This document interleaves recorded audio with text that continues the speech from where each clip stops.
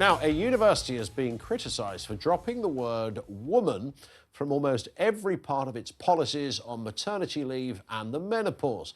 The University of the Arts London uses the term pregnant person, expectant parent or individual instead. Now, critics, as you might expect, have called the move woke gobbledygook, but the university says it's proud of its parental leave and menopause policies, and the language used accurately reflects their inclusive nature.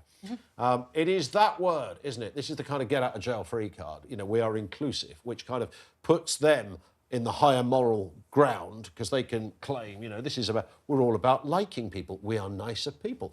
This is absolute bullshine of the highest nature. I'll double that. And every time we talk about this, I always bring up the example that somebody went to work that morning into a room and went, I've got a great idea. Yep. And that's how it began, with an individual. The idea you can't say a pregnant woman? What kind of... And this is now being accepted. I don't accept it. And I think the university's an arse. Yeah.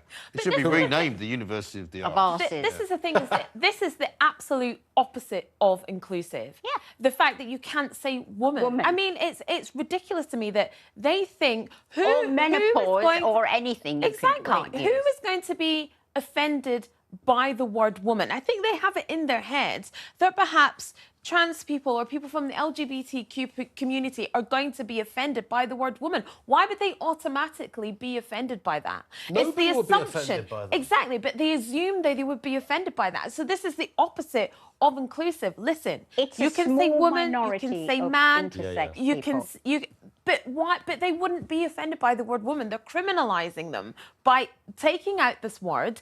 It's the opposite of inclusive. It's like you said, it's a waste of time. Someone walked into their job and said, I know it would be a really good thing for us to do today. And nobody thinks it. It's just ridiculous. It also creates... But why don't more women stand up and say, this is enough, we have had it? Because I've had it. I think it's an utter disgrace. I love being a woman. I always have done.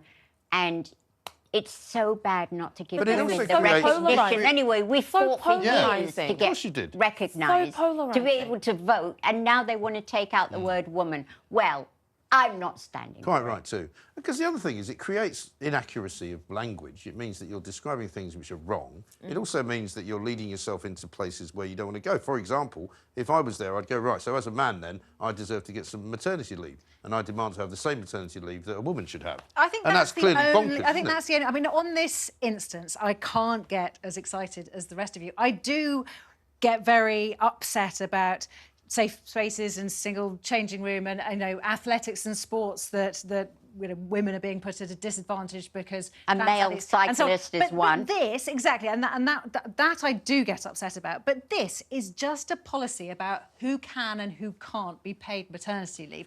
And they're saying anybody who's capable of having a child, whether it's a trans man or a woman, is eligible to maternity leave. And I think that's fine. Fair enough. That's fine. I don't care. Yeah, but absolutely. leave the I word don't care. woman in. But you can still use the word woman. Don't make, like, they're making it divisive. They are making it divisive. They are polarising people. You can still have the word woman in your policy, and you can have all the other words for everybody else as well. It's the opposite of inclusive by excluding the word woman. And it's creating polarisation. Changing language has no kind of ill effects or side effects. It really does. Is a nonsense. And I'd like to know, I'd like to ask the university, how many of these men have given birth under your time of being in operation? I bet you the answer is zero. I was sent an advertisement of a company advertising a pregnancy pillow, you know, the long ones, and you put your leg over it and your arm. And the person advertising the pillow was a man. Now, why didn't they have a man one side and a woman the other? You could have both, exactly. Yeah. Yeah. But no, women are left out. It's like, that's not right. It's mad. It's not bonkers. fair. It's ridiculous. Yeah.